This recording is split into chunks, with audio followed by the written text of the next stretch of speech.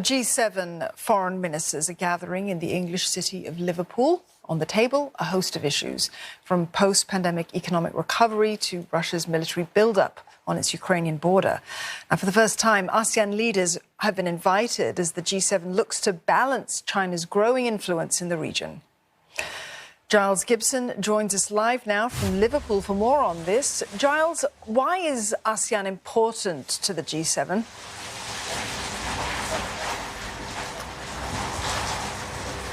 Well, for the UK, which is in the final weeks of its G7 presidency this year, this is all part of its tilt towards the Indo-Pacific. The UK government actually launched this sweeping review of its security and defence and foreign policy in the wake of Brexit. And one of the key takeaways from that review was that they wanted to put much more of a focus, much more resources into that region, into the Indo-Pacific. The emergence of the new Omicron variant of the coronavirus is causing a little bit of disruption in the sense that some countries' foreign ministers have simply decided that it's not worth the risk coming over, making the trip in person. They're going to be attending virtually instead. That includes the foreign minister of Singapore. And the emergence of this new variant is also just pushing COVID further up the agenda for this meeting. There's going to be a big discussion on Sunday, the final day of this three-day summit, on vaccine sharing, as well as global health security as well. And just adding to what is already a very full plate for these foreign ministers gathering here in Liverpool, there's also going to be some discussions about some wider geopolitical issues. Chief amongst those is this growing concern about the military build-up of Russian forces on its border with Ukraine. Well, Giles, China has firm ties with most of these ASEAN member states. Might there be any concern at all about how China might view this invitation?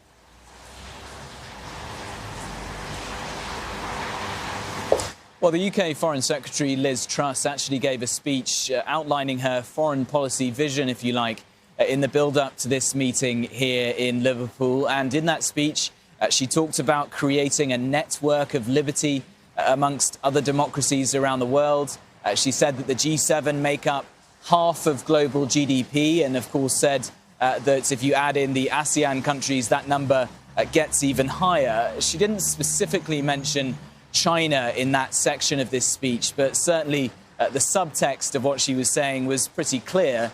And for ASEAN countries, as you sort of hinted at there, they are really walking this very fine line between maintaining relations with China, very much the chief power in their backyard, as well as maintaining relations with the G7 nations as well. Of course, the China-ASEAN summit was actually just a couple of weeks before this meeting is taking place here in Liverpool. And we also saw ASEAN countries trying to walk this fine line when we saw the AUKUS Pact announced back in September, this deal between the UK, Australia and the US, which will eventually see Australia getting nuclear submarine technology. In the aftermath of that announcement, we saw ASEAN really reiterating that they want that region to remain a nuclear-free zone. Giles, thank you very much for that. Giles Gibson there in Liverpool.